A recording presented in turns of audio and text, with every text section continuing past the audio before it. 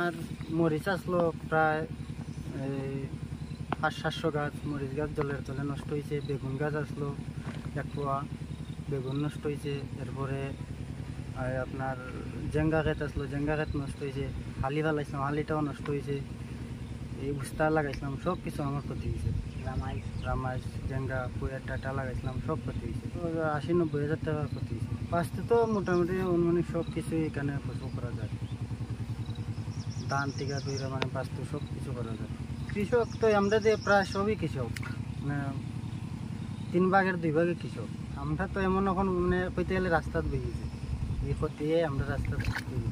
আমরা তো চাইতেছি সরকারের কাছ থেকে কিছু সাহায্য দিতে পাইনি, পাইলে ভালো হইবে।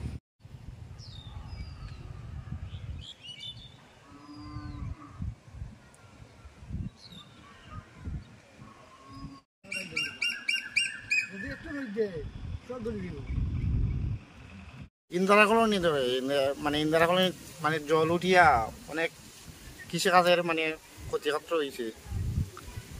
এই আমার ভেন্ডি আসিন জেঙ্গা আসিন, মরিচ আসিন, এই রামাইশ আসিন, উস্তা লাগাইছি, নষ্ট হয়েছে, ক্ষয়ক্ষতি হয়েছে। কি এখন তো আবার এখন যেটা লাগাইছি এটা তো নষ্ট হয়েছে। কি এখন তো আবার লাগাই লাগবো।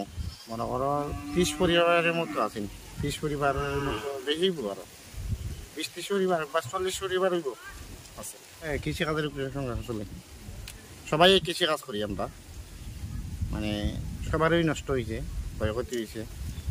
আমরাও একটু বেশি হয়েছি। আমরা মানে ওদিকে যে কৃষক আছে সবাই ক্ষয়ক্ষতি হয়েছে, আমারও একটু বেশি হয়েছে। বা আরও 2-3 পরিবার আছে মানে বেশি হয়েছে। হয়তো কুমারহাটা যায়, কৈলাসহর যায়, ফটিকরা যায়, ধর্মনগর যায়, আগরতলা যায়, ভেন্ডি এখন তো ভেন্ডি, রামাইশ, উস্তা, জেঙ্গা, কারফুল অনেকে আর কিছু হইতো না। এটি মরে গেছে গাছ, এটা জল উঠে গেলে মানে গাছ মরে যায়।